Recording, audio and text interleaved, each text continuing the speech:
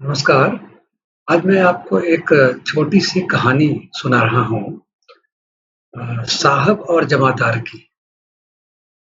और साहब और जमादार ये यहाँ रिप्रेज़ेंट कर रहे हैं 2 अ, 2 एक्सट्रीम्स को। एक तरफ जो पद पर आसीन होते हैं, जिनके पास शक्ति होती है, सत्ता होती है, कुर्सी होती है और एक जिनके पास इन सब चीज़ों की कमी होती है। या यूँ कह लें कि दोनों होते हैं लेकिन ज़िम्मेदारियों का वहन नहीं करते या हमारा समाज उतना जागरूक नहीं है कि ज़िम्मेदारियाँ भूल करके पद, सत्ता या कुर्सी की तरफ ध्यान देने लगता है।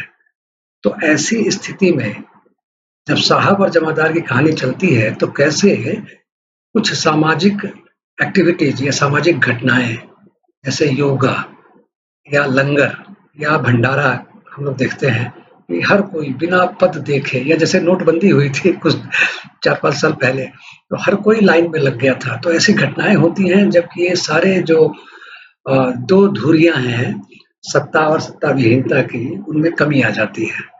तो मैं ये इस कहानी के माध्यम से केवल ये कहना चाहता हूँ कि ऐसा रोज़ होना चाहिए, केवल योग के दिन या लंगर के दिन ना हो।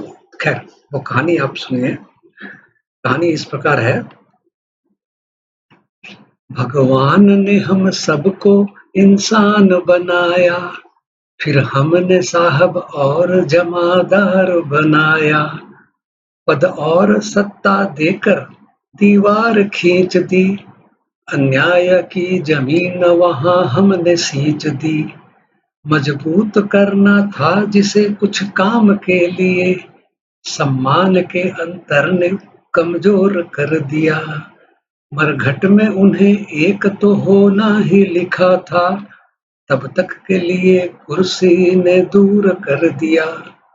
कुछ वर्ष जब निकल गए तब स्वास्थ्य थक गया, साहब की सेहत गिर गई, जमादार बच गया। जब योग दिवस आया दोनों योग को चले, और योग करते करते इंसान हो चले। ये कैसे हुआ? जमादार तो स्वस्थ था, वही काम करता था वो। जमादार तो स्वस्थ था, कोच बन गया। साहब जरा कमजोर था, शागिर्द बन गया।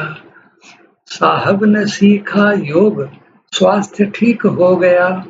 जमादार साहब पर उपकार कर गया। जो काम हम न कर सके वह योग कर गया, अंतर मिटा के उनको फिर इंसान कर गया। बस कहानी इतनी ही थी। और ये घटनाएँ मैंने साहब और जमादार की अपने जीवन में अ, देखा है कई बार और खुद भी महसूस किया है। तो अब जब चूँकि थोड़ी समझ आने लगी चीज़ों की तो आपके सामने प्रस्तुत किया। बहुत-बहुत धन्यवाद। मिलते हैं फिर कभी दोबारा आपसे।